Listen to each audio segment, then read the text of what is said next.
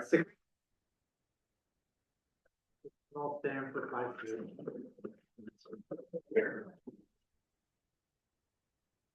I pledge allegiance to the flag of the United States of America and to the republic for which it stands, one nation under God, indivisible, with liberty and justice for all.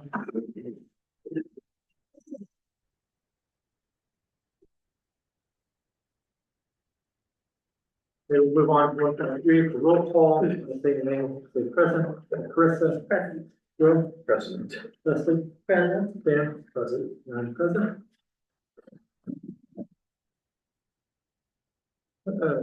For public welcome, thank you everyone. The Bank School District Board of Directors welcomes the public to our November 12th, 2024 regular business meeting. The board appreciates your participation in the education of our students and welcomes your continued engagement. 1.5 for approval of the agenda. I make a motion to approve the November 12th, 2024 agenda as presented. For a second? Second. All in favor? Aye. That was unanimous. We're on to Banks leadership. We have Banks High School leadership both. Sorry, I didn't know you were double dipping, I forgot. Thank you for being. Nice to got multiple hats. Well, hello, my name is James Bartholomew, and I'm representing Banks High School leadership and the FFA. And this is the school board high school update for the November 12th meeting. So I'm James Bartholomew, mostly with the FFA, but I do other things. So I'm going to cover sports accomplishments, clubs and groups, and then leadership class updates. So sports accomplishments, we have the boys cross country. They won the state championship. The girls cross country finished 4th in the state.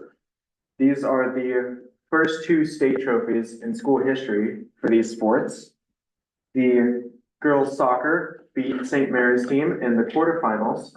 That's the highest finish in school history for the girls soccer.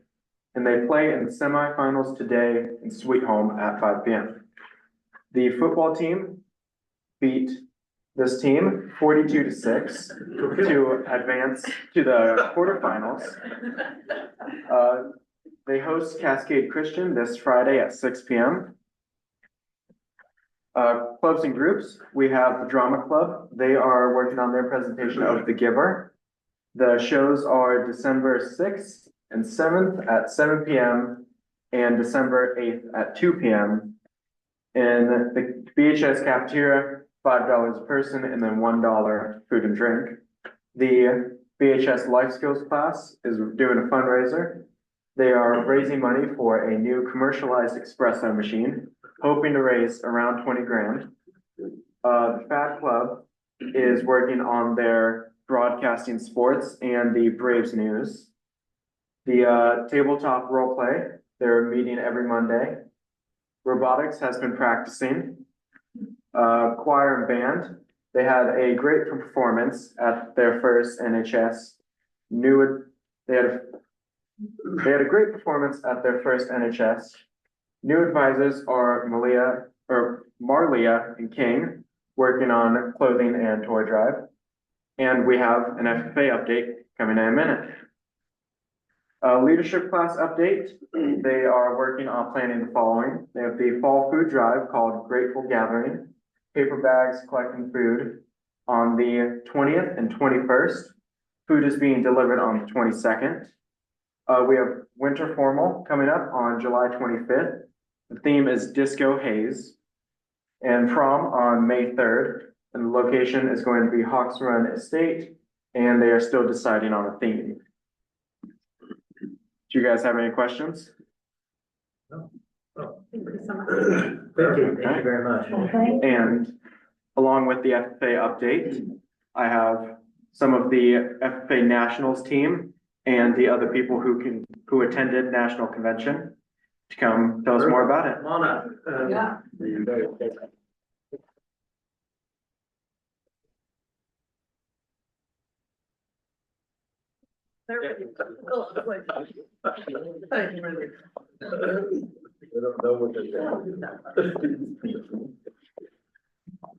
So good evening, everyone. My name is Robbie Harris, and I'm the president of the Banks FFA chapter. We let everyone else introduce themselves before we start. Hi, guys. My name is Lily Evie, and I am the Banks FFA Chapter Secretary. I'm Braden Hamill. I'm Lucy San Augustine and I'm the chapter reporter. I'm William Evans. I'm the chapter historian. I'm James Bartholomew still, and I am the chapter sentinel. So today we have a presentation about a recent trip to Indianapolis, Indiana for the 97th National FFA Convention and Expo. We were gone from October 21st to the 27th. There was over 75,000 FFA members and guests present. And also, this is the first time that many of our members have flown out of state. So let's get started with the National Convention report. We'd like to say thank you to a lot of our sponsors and donors that made this possible for us. And a big shout out to the Banks FFA alumni, the Benoist family, Man Brown, and Ty Ochoa, and everyone else that helped us.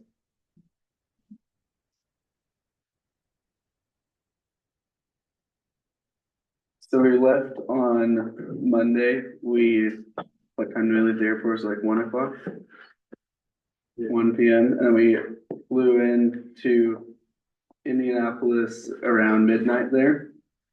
And then on Tuesday, we got up and we went to 2 tours. We went to the Ozark Fisheries and the Rising Creek Creamery. On Wednesday, the nursery team competed the competition there, and then the people that went that were not competing went on some other tours.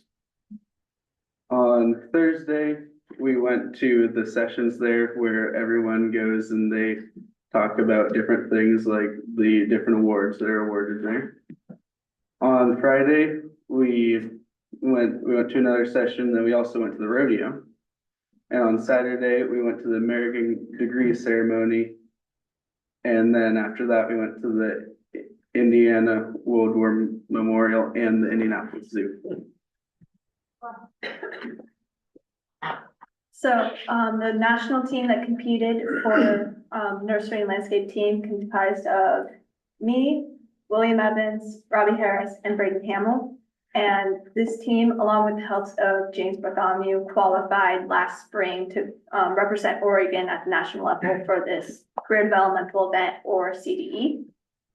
And over the last few months, up until the event, these members studied really hard to memorize different subjects such as general knowledge and landscape estimating tests for nursery and landscape, plant and pest identification, potting plants properly, verbal customer service, retaining wall installation, sod installation, patio paver installation, immediate walk-behind mower operation, and skid steer loader operations. We placed in the silver ranking where we were ranked 27th out of 43 teams nationwide. And for individual rankings, Robbie Harris received gold, Braden Hamill and William Evans received gold, and I received bronze. And this is just a whole bunch of pictures of the different things we did. This is the mower. This is a map from landscape estimating, sod installation, patio pavers, and retaining wall, for examples.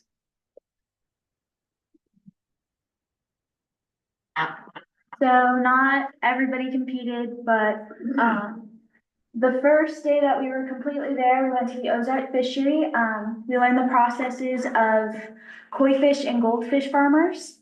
Then we went to the Rising Creek Creamery, where we learned the process behind breeding and milking dairy goats. We also got to try some goat cheese and soaps and lotions made from goat milk. I didn't personally eat it, but I heard it was pretty good. And then the day that the team competed, a group of me, Jimmy, and Kyle went to the NCAA Hall of Champions, where we got to take a chance of looking at the different sports that NCAA sponsors and the Hall of Fame. We also went to the Indianapolis Motor Speedway, where the Indy 500 is. It's pretty cool. They have their own hospital there. So the day of, if you get injured, whether you're like driving or if you're one of the spectators, it's free. That's pretty cool, okay? As somebody that trips quite often, that's pretty important. And then one of our last days, we went to the Three Hills Rodeo where there was saddle bronc riding, bareback bronc riding, bull riding, and trick riders. It was and some pretty funny rodeo clowns. I personally liked the bronc riding and bull riding more because I think it's cooler. Then we went to the Indiana World War Memorial.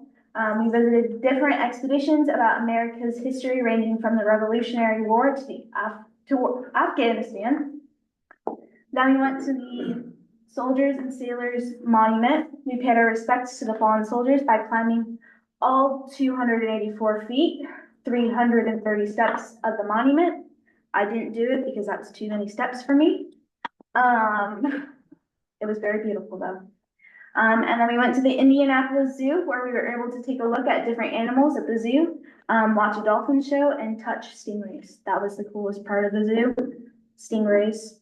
Never knew they were that soft. I'll leave it there. So on Thursday, we attended the first and third general session of the 97th National FFA Convention. During the first session, we watched the different award presentations and we watched the National FFA choirs and band perform. We listened to keynote speaker Kevin Wanzer talk about engaging through laughter. During the third session, we watched the different award presentations and listened to National FFA Talent Show members perform. We listened to the Central Region Vice President Canyon Huntington's retiring address. On Friday, we attended the fourth general session of the National FFA Convention, where we got to listen to the keynote speaker Temple Grandin talk about how great minds are not all the same. And we watched the Southern Region Vice President Carter Howell's retiring address. On Saturday, we watched the American Degree Ceremony, where we watched our very own Billy Harris receive his American degree. Less than 1% of FFA members receive this award, so congratulations, Billy. So at the convention, there's a lot of expo, where a bunch of exhibitors can come in. More than 300 exhibitors show up to support FFA members with representation, ranging from agriculture, colleges, fundraising, the U.S. Armed Services, auto and trucking manufacturers. Our members had a chance to explore and greet as many of these exhibits as possible. We got to learn about all these different things on top of spending a little too much money at the National FFA Mega Store and shopping mall. A lot of cool things to see. That's it for our presentation. We got to experience a lot of great opportunities and experience and learn many different things. We really couldn't have done it without all of the help from family, friends, supporters, our ag teachers, the classes that we take that let us have FFA and learn about these things.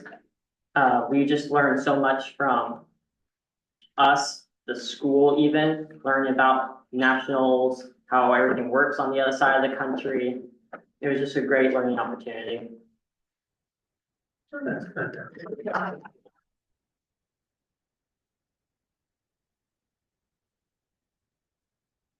Any questions? Wow, I'm so tickled you could go. How wonderful. Yeah. I don't have a question, but I just want to make a comment because I remember many of you from when you were in elementary school, right? And I'm just so proud of you, the way you're speaking in front of all of us and the way that you're speaking about the things that you got to do and the experiences that you had. I'm just super proud of all of you. So thank you for coming and presenting to us today.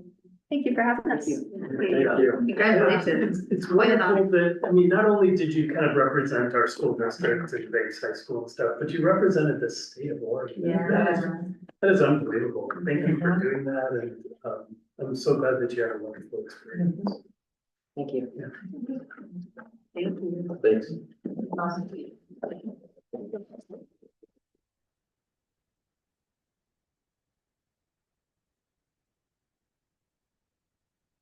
We actually have one more recognition, and I just want to be brief with it. So collectively, it's, National Native American Heritage Month, and I just want us all to take a second to reflect on our partnership and collaboration with the Confederate Tribe of the Grand Ronde.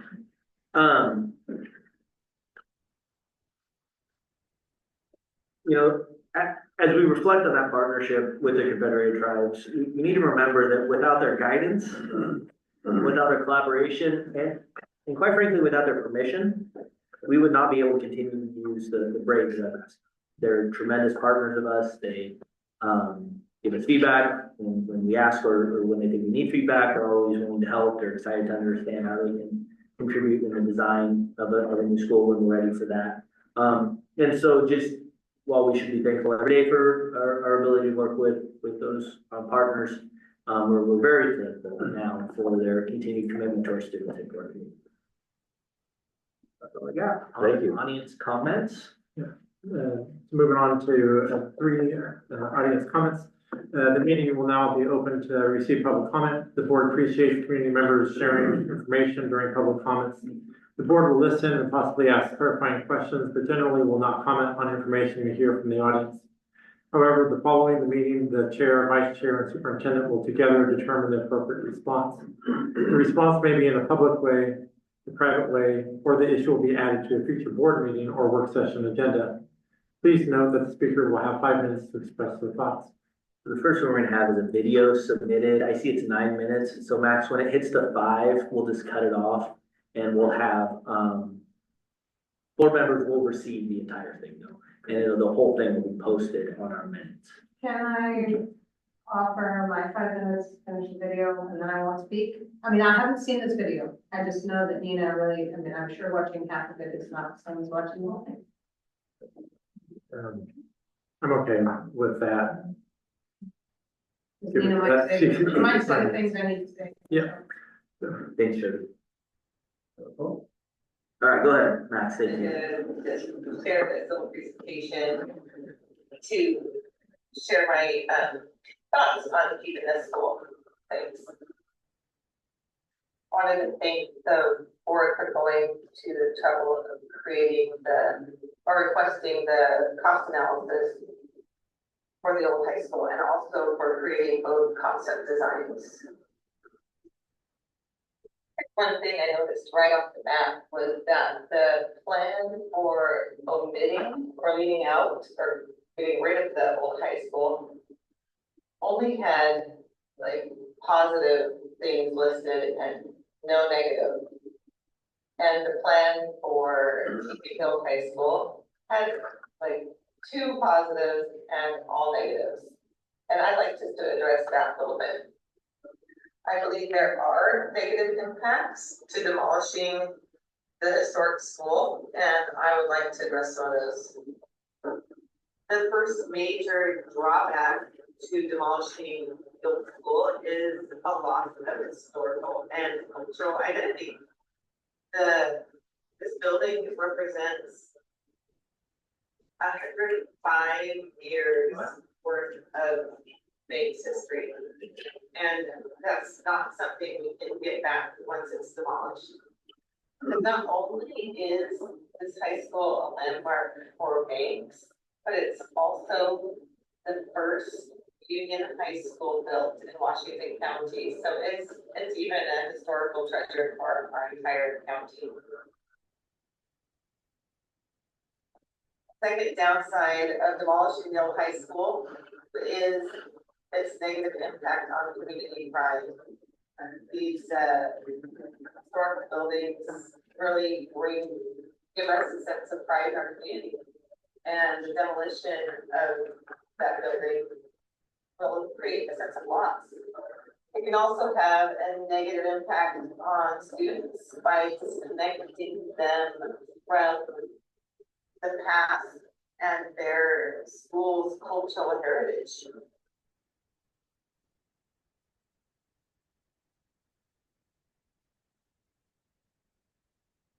one is a little bit trickier and deceiving. Everyone is assuming that the remodel will cost more per square foot than the new build. We're actually not sure about that yet. We haven't been shown the cost comparison.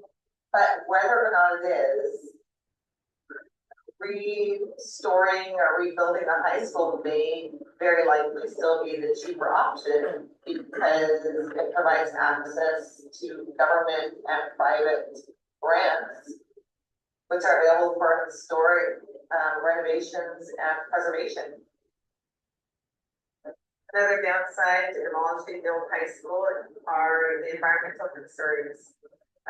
Demolition creates waste, it uses new resources. Preservation is just simply more environmentally sustainable. Historic buildings can be repurposed for modern needs, and that reduces the environmental impact.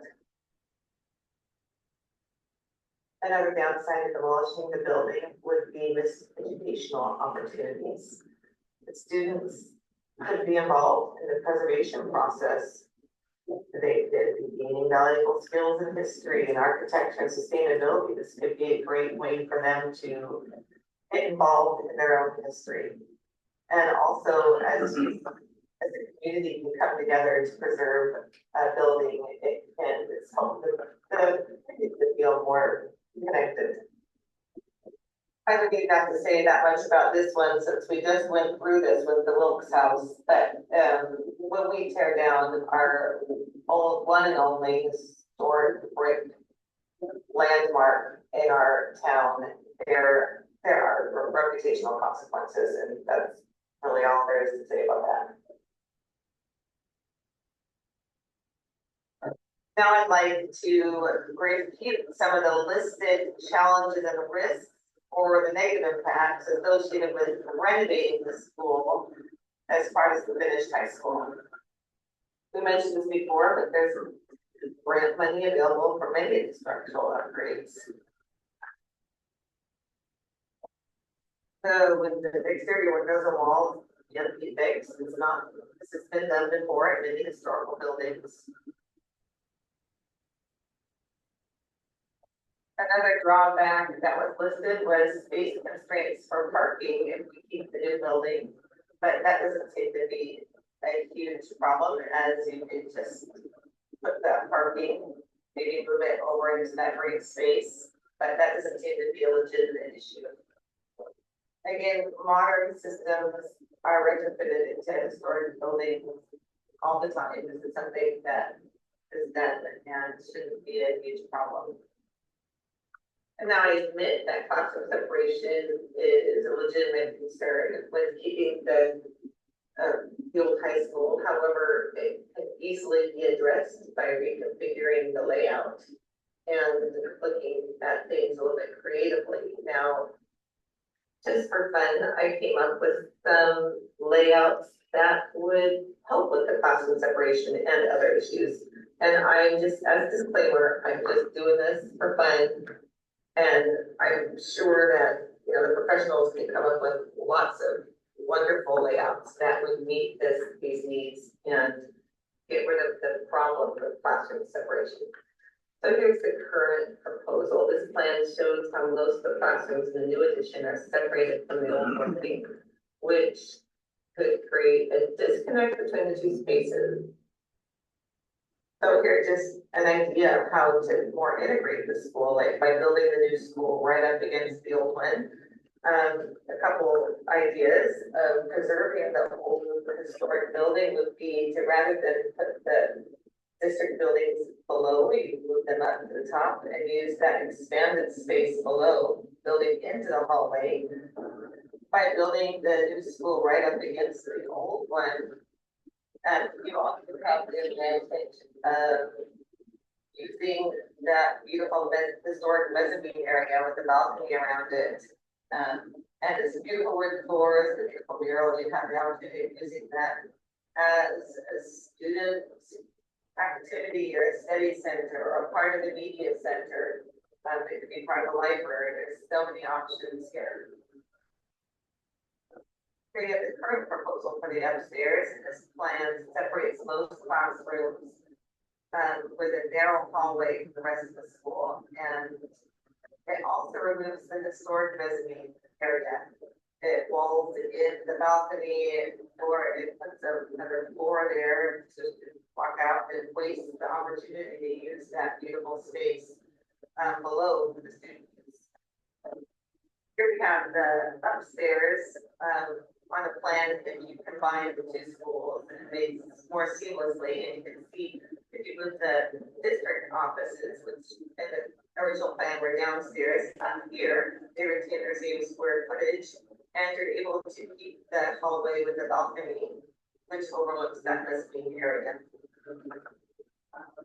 Having a more integrated building also would allow on that second story to have a gradual ramp to be able to match the elevations on that second story between the two buildings. Once again, I'm not saying that this is a great plan. I'm just saying that there are many options to look at. There are ways, creative ways that we can seamlessly integrate the old and the new school, making the old school part of the students' lives and helping them to see the historical value of it. All right, just to finish up, I just wanted to point out, here are the benefits that were listed in omitting the historic school. But as we've seen, that these are clear, all these benefits clearly apply also to preserving the historic school as well. So I'll let you read through these points, and thanks for taking the time to listen. I guess I'll let you just read through all those bullet points on your own, but we are actually in Sweet Home now, and the game is about to start, and so sorry for the rush, but thanks for listening.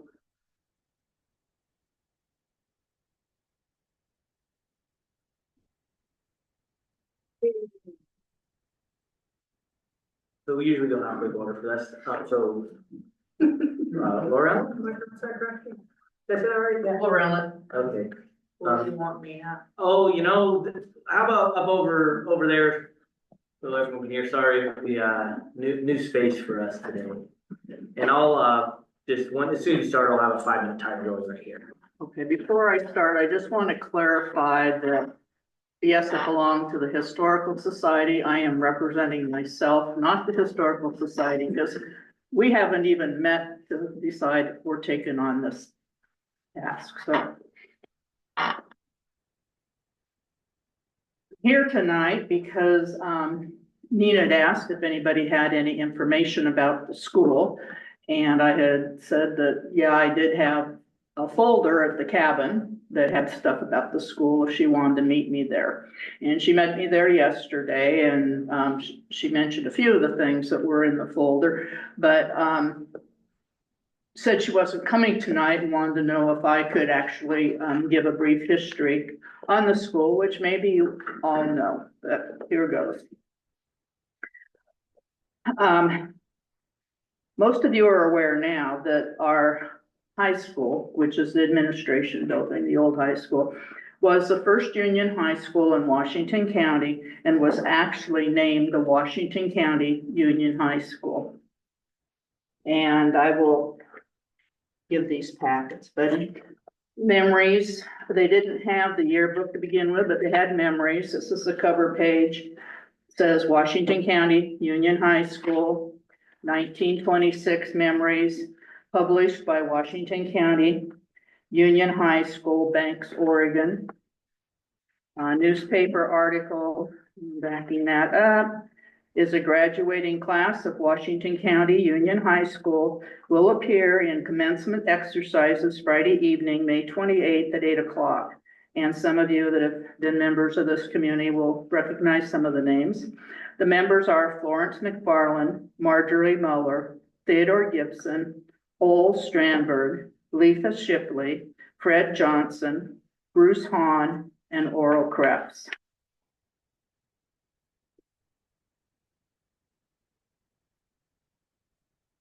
The community and the merchants started the discussion of needing a high school here in 1911. By 1913-14 school year, marks the first year that there was some high school education in Banks. Then, the possibility of building a high school increased after the passage of the 1915 state law that spelled out the conditions of establishing a Union High School district. The high school election held on April 15th, 1916 passed easily, and a new Union High School district supported a bond issue of $25,000 in 1919 for Union High School number 1 to be established by the unifications of 7 districts, number 12, 13, 34, 58, 63, 75, and 86. The June 18th, 1919 Morning Oregonian reads, Banks gets a Union High School. Banks, Oregon, June 17. 6 out of 7 school districts in Washington County voted 227 to 117 to build the first Union High School in this county in Banks.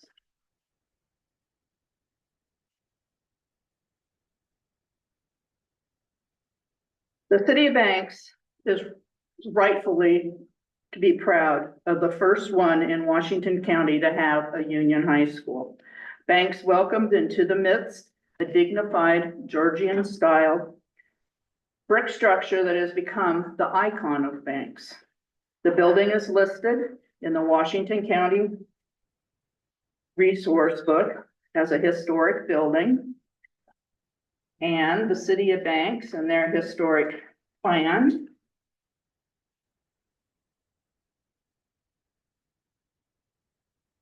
One more. The city determined that 4 buildings in Washington County Cultural Resource Inventory, the U.S. Bank, Banks Junior High, which is the administration building now, Boy Scout Cabin, and the Peppermore Residence are significant. And the first 3 by virtue of the function of the local public, and the 4th because it's the oldest of the buildings investigated. So that's what the Banks Historic Comprehensive Plan has to say. So anyway, that's the facts that we had in our folder that I had shared with Nina, and she wanted me to share with you guys. And I think it does deserve to be, refurbished and restored for its, not only just for Banks, but for Washington County and the state of Oregon. Thank you. Thank you.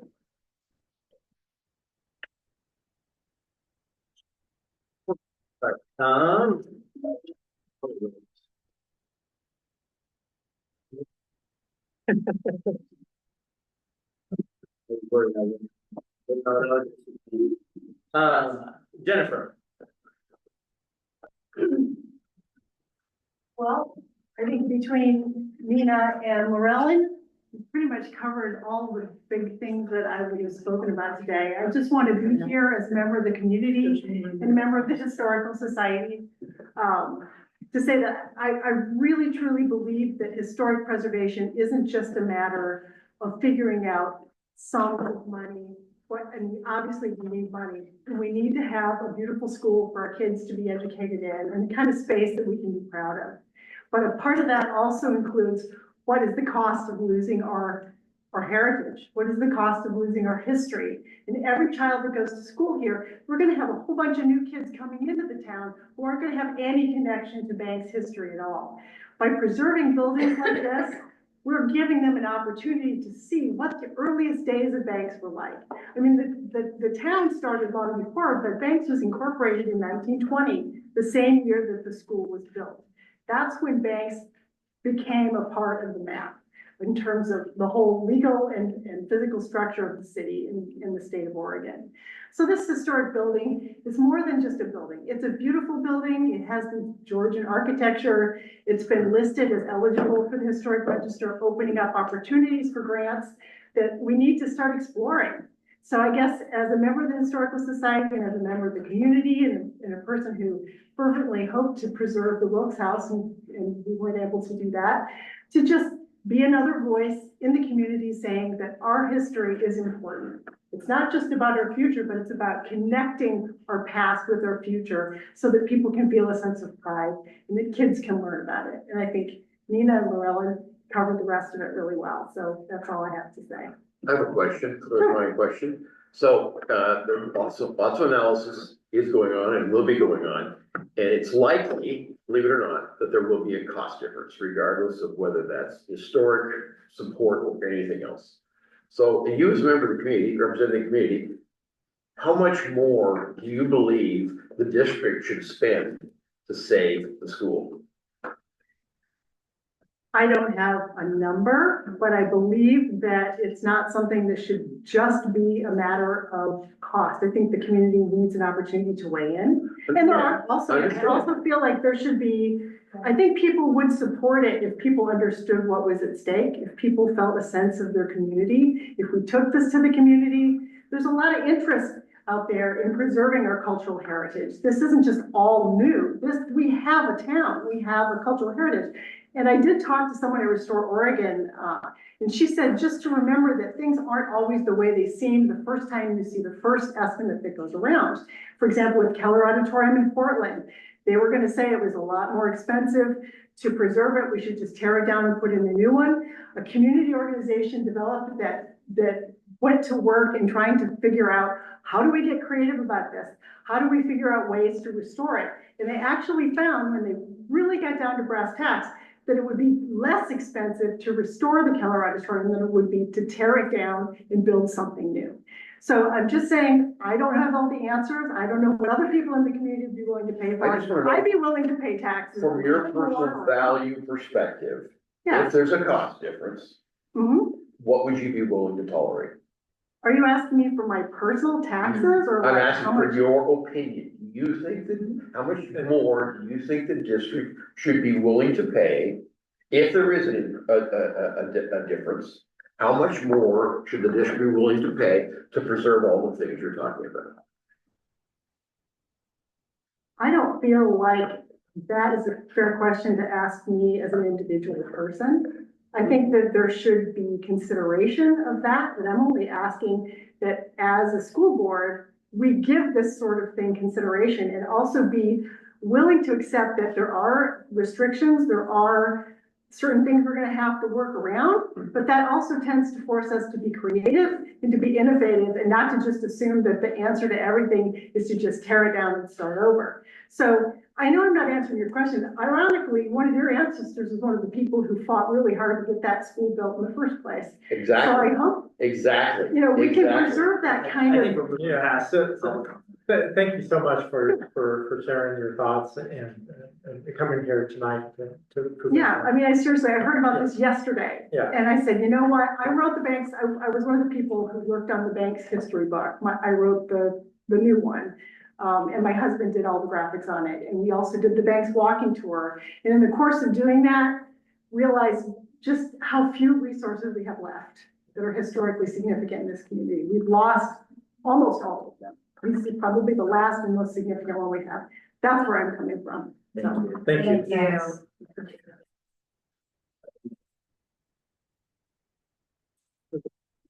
College and career opportunities, college credit opportunities, excuse me. All right, we can talk about careers too.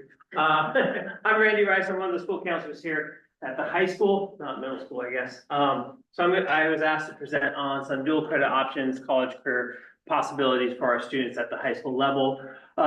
They told me 20 minutes, is that cool? No, I'm kidding. I usually present at board meetings. I'm getting hungry, so I'll make this quick. So some of the questions I ask admin or as we have meetings and discussion with students, why choose to earn college credits in high school? Some really good bonus points there, bullet points there. You earn college credits early. You might have a lighter load in your 4 years or 2 years of different things after high school. Possibility to save on tuition. We don't have that universal college health care, things like that yet here, hopefully. But saving money because the cost of education is really high after high school. And then, possible prepare for a college curriculum. So taking these dual credit classes, they follow different guidelines, curriculum, whether it's through AP, your local community colleges, things like that. So they get a taste of what that looks like after high school college classes preparation. And then applications to universities or building that resume, that's one more piece that students can use to build those resumes. Other things to consider though is making sure you're earning the right credits towards a field of study. There's some concerns though is if you earn so much college credit in high school and then you choose a major path and you don't earn the right credits, financial aid only goes for so much and it caps it at a certain amount of credits. And so a lot of times, sometimes kids think they need to earn free college credits in high school, get all this stuff, have a great financial aid package, and then senior, fourth year, third year, they can't access that government help because there's that limit. And so then they have to start paying off, either get a bigger loan or things like that. So we want to make sure that it's the right college credits while they're earning in high school and not just any college credits, because there's a lot of different opportunities as you'll see in a bit. And that's that second little point I was talking about. And then the balance of study and ability. Sometimes, not to say, we need to make sure that we put the kids in the right classes, that we want to challenge kids all we want, but sometimes they think they have to do a college credit or they have to do dual credit or have to do this. And then they're taking lots of other things and overloading their plate, like a buffet, and we eat too much. And so maybe making sure that we introduce different things throughout the high school career and make sure it's the right fit for them and not overdo it, because this is a good taste for college. We're not putting them in college right now. They're still in high school and learning those soft skills, study skills, things like that. So any questions there? Or do you want me to keep going? Good. All right. So next slide, what are the possibilities of dual credit or college credits at Banks High School? So we got 3 different community colleges we work with. We work at Portland Community College with welding, graphic design, film and video classes. They can earn their beginning welding courses there. I have those up there. You could go through all the numbers, but that would bore you. So multimedia and welding classes. Courses, Tillamook Bay Community College. We offer writing 121 and 122 there through the honors English class. Sometimes there's communication 101 or different classes we've offered in the past. It's ever changing. I've been here 9 years, so it's always adding in different staff, faculty that can teach different things. So this is our base foundation, definitely. And then animal science, Mr. Eggleston here has been teaching that for a while, and Ms. Lupshaw here has earned animal science 121. So here we go. Look at that, full circle, teacher and student here representing how you can earn some college credits that benefit towards that 4-year degree eventually and making that transition over. And then right now we have Willamette Promise, and that's through Western Oregon University with our trig and pre-cal class, and that's Math 111. And those are the, if you earn a different mark or grade or anything else, you earn those credits, and those are actual college transcripts that can get transferred over to different universities. Also, the other possible side thing is AP courses that we offer. So we got all these different AP courses: AP Art, AP Biology, and Environmental Science. I put those together. So we're a small high school. So the hope that we can offer more AP classes than possible is we do that every other year. So as they plan a 4-year plan, junior year, you can take AP Biology, and then senior year, you can take Environmental Science, and they'll have juniors and seniors in those class typical. AP Calculus BC, or AB BC, AP English Literature, AP Biology and Environmental Science, same thing, trying to offer more AP Science classes. We can offer every other year courses to broaden that AP offering. Same thing, we just added AP Econ and Government a couple years ago. So 1 year's AP Econ and 1 year's AP Government, AP Human Geography, and AP Psychology. Again, I've been here for 9 years.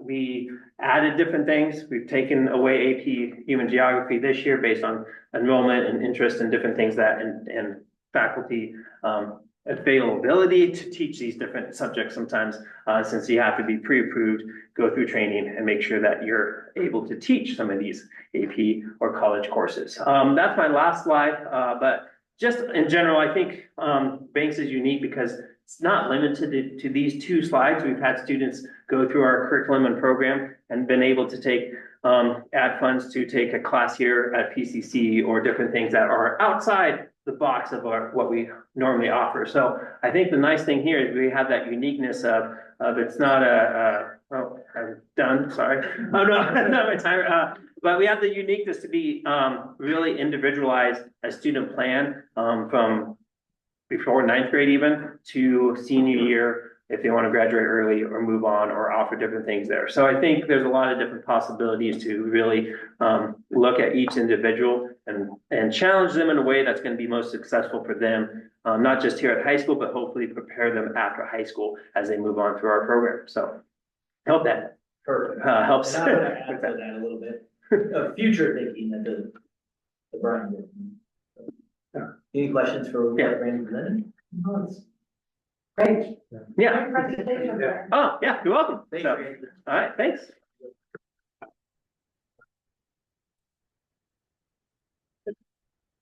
No,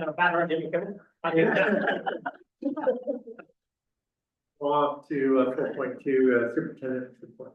So that's me. You have a full report. I encourage you to read and ask any questions on it. I won't read the whole thing to you for the set of time, but I did want to just key in on a little bit on college credit opportunities. Appreciate what Mr. Rice presented to you all. Additionally, we are partnering with the Hillsborough School District to see if we can have access to something called the Early College Program, which is essentially, to be brief, an opportunity for students to actually start college early and graduate high school at the same time. We'll see. I have a meeting with them over fall break I know we'll have the opportunity there, but I don't have any details on it. Then additionally, in Washington County, probably we talk about most of the superintendents is workforce development. And we have really good data to suggest what jobs will be necessary in Washington County over the next 10 years that fall under both a living wage and a high demand. I think that's over a $55,000 a year threshold. I can't remember the exact, and more than something like 330 new jobs. I can't remember the numbers, but we can quantify it. And what high school opportunities do kids have to fulfill those workforce? It's post-high school experience from nothing. You know, you graduate high school and you're ready to start your job, to some community college, to 2-year, to 4-year, to an advanced degree. It's really interesting. It really opens the door away from a traditional high school experience, which will help you transition into attendance in a minute. And it really talks to students about really some of the most relevant work that they're going to be doing. So they very hands-on, they CTE, but to the next degree. All this have to continue. I did meet with the Bank's Economic Development Council, well, the chair of that committee, I guess, and Jolynn Becker to start talking about how banks can partner with the rest of the county in this initiative. You see another number of other updates. I'm not going to go through each of them, though they're all very significant. A lot of work to just make the student experience a great experience, better and better and better for our students, our staff, our community. Just wanted to point out attendance. That's the graph that you might see. And especially when we look K-8, this is year over year, if you all are looking at that, or if you have to look at it later. Our attendance has increased significantly over the past 3 years. Unfortunately, especially in grades K to 8, it's still significantly lower than it was pre-COVID. And so we're working with families to understand the reasoning behind that. It's worse the younger we go, the difference between the amount of students attended or not. The metric for this is students who are present 90% or more. So where the bars are at now, that orange bar on the right is last school year, and you can count backwards from there. So we have less students present 90% or more. We're doing a ton of work around that. Darla's leading up a great project with partners on the state and a little bit nationally. But the old punitive measures, they just do not work. There's no reason to think there's a simple answer to this. But we're working hard to understand the perspective of our students and families to have them attend more. Just a little timeline, great discussion in the work session today. I really appreciate you all, really appreciate our community involvement. Just remember a few upcoming dates. November 19th, for this will have board responsibility. But November 19th, we have our student leadership team is going to look at the same information we looked at today. Same thing, the evening of November 19th, we have our bond oversight committee. That's 12 community members who the board approved. They will be looking at a couple of things, but in addition, the information that you received, they'll report out to you during your December meeting. We have an interim work session, virtual only, on November 25th. That is to answer essentially the questions you have today. And remembering with that is a detailed budget so that you can see where any additional needs are or flexibilities exist. December 3rd, we have a community forum, and that is going to be an opportunity for the community to review whatever the draft is of the plans we're at that time. And then December 9th would be the first reading of a master plan to be adopted in January. And you would have an option at that point of moving a single draft forward so that they can, kind of to Ron's point earlier, focus on the one, or if you would still need them to do additional work, bring it back in January. So right now, as we've had, since we started this, the January 13th work session is when you would adopt a resolution, which would approve a 20 master. That's all pending, though, of course, all those other dates and anything that would happen. With that, that's all I have, but I'm happy to answer questions on any of my report, all of my report, or none of my report there. Yes, Brian, as I understand it, you were out of the district a couple times. Do you want to just updates on that's some of the things that you have done? Oh, my travel? Yeah. Well, I went to the Bahamas. Not that travel. No, so a couple weeks ago, I went to it's called the What's Right in Education Conference, and I was asked to present on our strategic planning, but specifically around how we have 45-day progress indicators. Many times in large organizations, inside and outside of education, but in particular education, we get strategic plans that just sit on a shelf, and they don't drive the work. And we have good data to demonstrate how that's not the case here. So I was able to present, and anytime you present to a group like that, you learn a ton. And so I learned a lot about how other districts are communicating their strategic plan, how they're continuing to work towards their strategic plan, and how the plan really does drive the work of the district. Remembering their strategic plan came from, a couple hundred different inputs of community support. So it's really not the district's plan, it's the community plan. And then, boy, I wish I didn't have to, but first week in November, I attended with, I think, 4 other Oregon districts and, a handful of districts across the country, what was called the Safe Schools Conference.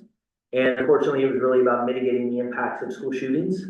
I won't sugarcoat it. It really was not about prevention. It really was, how do you make sure your campus is safe if someone did choose to cause harm in that way? So if you followed in the news, Salem Kaiser is committed to putting in weapon detection systems. They look similar to a metal detector. They work differently, but same idea. It can tell, turns out, based on the density of your clothes, if you're hiding a weapon.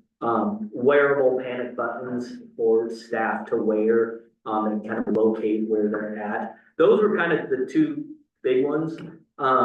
When we look at budget next week, when you see that, or in 2 weeks, you'll see that as we have wish lists for the bond, I am putting some of those in as wish lists. We don't have the money for them in the current allocation, but when we talked about secure vestibules, some wish list items are some of those more, more significant maybe, if that's the right word, prevention. So that wasn't a very fun conference, it turns out, but it's the world. It is irresponsible for us not to think about it. And thank you, Brian. Yeah. I wanted you to share that because I just wanted everyone to recognize the first conference that Brian went to, he's presenting, and there's only a few districts in the state, if I recall. And Banks was selected to present at this.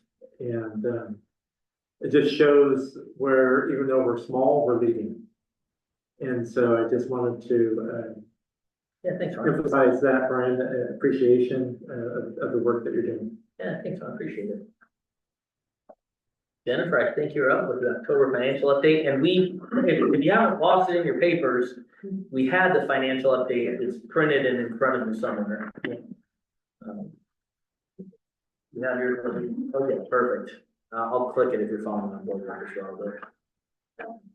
Okay, so for the month of October, expenses totaled $1,060,320, and our revenue came in at $785,967.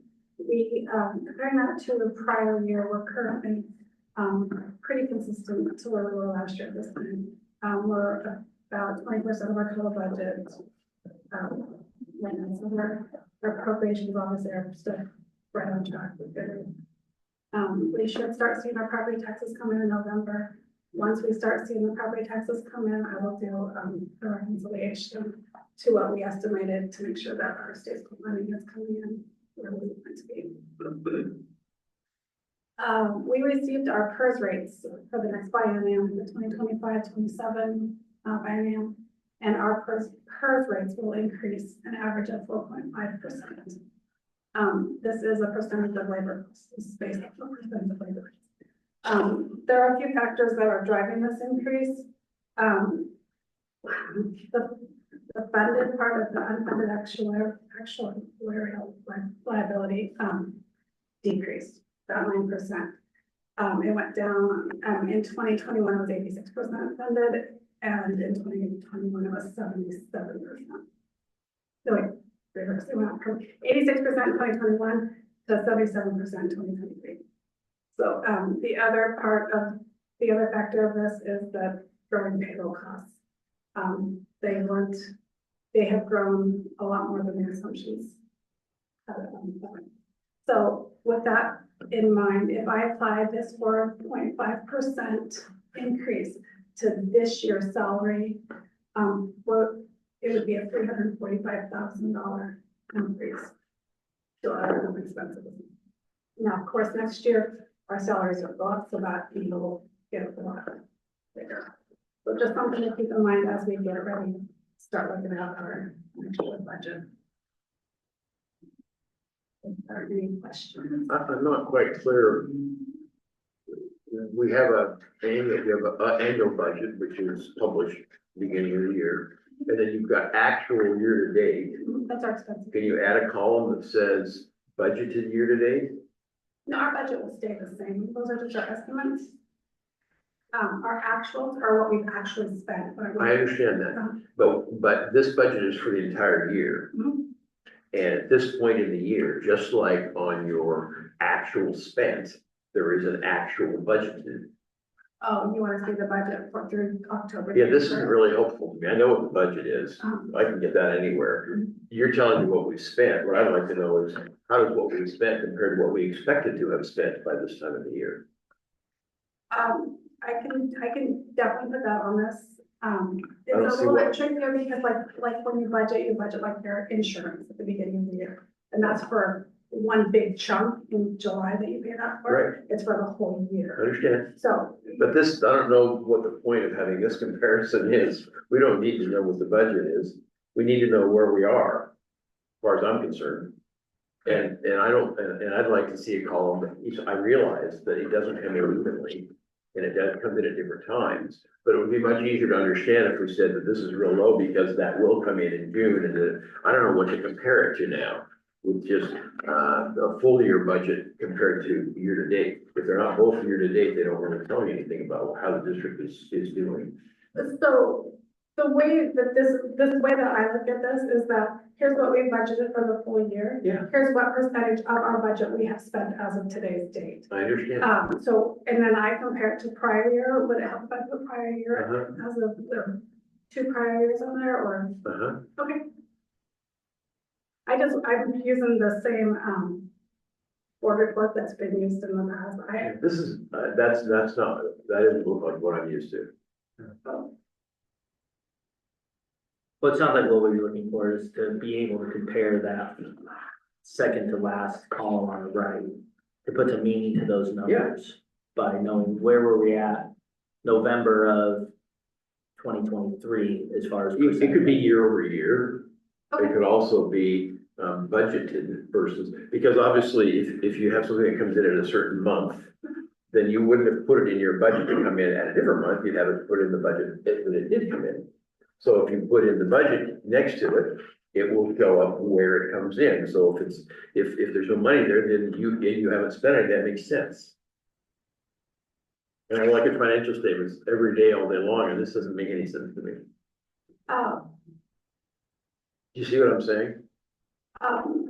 yeah, At this point in the year, we should have expected relative to local resources to have on hand 81,062. We either do or we don't. oh, you're talking about your revenue budget. Yeah, I'm talking about all the numbers on this line, Okay, going down the revenue numbers and then going down the expenses. We should know, I'm assuming that we would know where we would expect to be in this month based on our budget. And so this is a variance from that. Okay. Is that not making sense? yeah, I can do the next budget report or the board report like that. Yeah, this doesn't look like what I'm used to. I don't know how you track, how a layperson tracks where you are in what you've spent or received. Unless you compare it to what you had expected to spend or receive. How else would we know? I guess I think, well, and correct me if I'm wrong, I take the percentage of the budget. But you're asking for actual numbers. Yeah, you're asking for the numbers. Yes, So you want to see comparisons from prior years at this time? I'd like to see a comparison to what was budgeted for us to be at this time. We can talk about it Yeah, later. we'll have to look, I hear what you're saying, but I don't know that our numbers line up monthly like that, but we can look, I don't.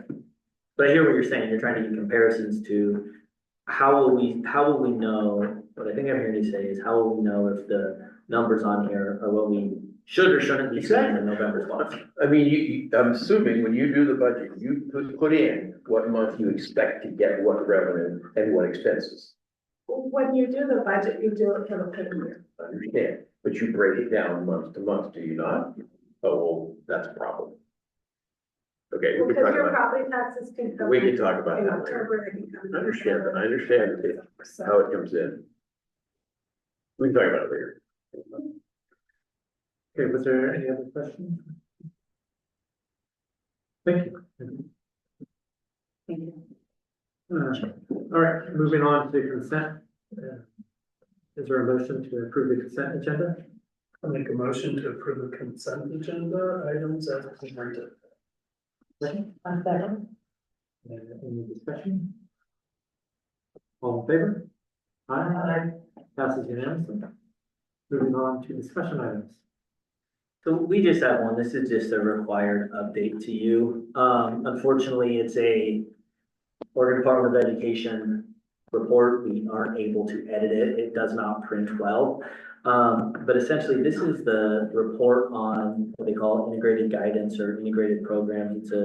It's a series of what the state refers to as grants, but I don't want that to sound confusing. It's not a grant like we're competing against other districts. We just have a lot of paperwork and requirements for it, but we get it generally based on our ADM or based on our poverty rates or something like that.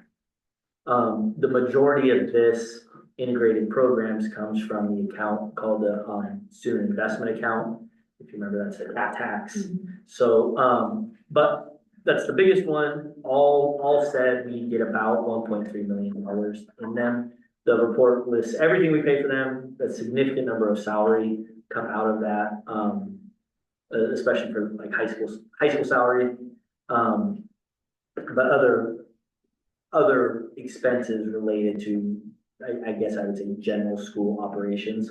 I think if you read through this, you wanted to see a lot of surprises or any surprises that a school is spending money this way. We essentially use it as money to do our general operations. There hasn't been a lot of adding on, at least from what our current expectations are. The performance indicators are very similar to what you saw, I guess, last meeting or maybe 2 weeks ago with our report cards, as we analyze our strategic plan. So you'll just see some narratives in the report but it's the same thing that I'm essentially being evaluated against. So, again, it's a long report, there's a lot of numbers in it, I feel we reference these types of indicators in the school updates, in the superintendent report frequently, so I wouldn't plan to spend a lot of time with it, but I'm always happy to answer any questions now, or if you take time to read it, of course, you can email me your questions. Anyone have any questions for Brian? Yeah. We are, I guess, I don't know, I will say this guy started, but, we will be talking a lot in the next biennium when they start talking about additional funds to help us with this purge club that none of us in this room created, but we're $350,000 to figure out. We're gonna be talking a lot around, is this money that they're allocating in addition, or is it money that they are carving out? And historically speaking, especially the past 3 or 4 years, maybe 6 years, there's been a lot of carve outs. So where, yes, there's more money, but it's because we took it out of a different pot. So that's the only thing that'll end the SIA piece of, we will be looking at this a lot as we look into the upcoming legislative session. Thank you. Yeah, thank you. All right, now to nominate some OSBA people. Yep, so moving on to action items. So each of these we have to do individually. So is there a motion to elect Nancy Thomas for OSBA Board of Directors? I'll make a motion to elect Nancy Thomas for the OSBA Board of Directors. Position one. Position 5. Second, Second. all in favor? Aye. Moving on to position 15. We'll make a motion. I move that the Banks School Board cast its vote to support Christy Kotke for the OSBA Board of Directors position number 15. All in favor? Aye. Passes. And then the last. Was that last one? Yeah, so these are 3 different resolutions. Briefly, the first one is the increasing the dues to OSBA's. I think Chris and Ron and I went, it's like the first time in 20 years or something. Yes. They're creating a OSBA Pride Caucus. Last year, they created an OSBA Rural Caucus, Rural Schools Caucus. I can't remember exactly what they called it. What that does is it puts a seat on the board of directors and a seat on the legislative policy committee, not your board, on the OSBA board. The other are amendments to the OSBA bylaws. I actually did read through that entire document today. It's massive. There's really only procedural things. So it's like, if you assume 1 and 2 are going to pass, it's really cleaned up language. Of course, you could read through any of that you like, but I did that summary for you. Like 90% of them say no substantive change, and the ones that are substantive change are really just, things you have to do by adopting them into it. So you can approve these, you can vote to support these as a batch. So I move the Banks School Board cast a vote to support the OSBA resolutions. Number 2425, November 1st, number 2425, November 2nd, and number 2425, November 3rd. Is there a second? Second. Any discussion? All in favor? Aye. Upcoming events. Yeah, so I think I talked about all of them, other than fall break coming up. But we do have our interim work session on the 25th, which is like the first day of fall break. I don't think anything else wasn't discussed in my comments, so. Yeah, no other upcoming days. Yeah, big football game Friday night, big soccer game tonight. I don't even know how we did. I just had it work for those minutes. What's it? Wait, what happened? They're doing penalty trick right now, it's fine. Oh, no.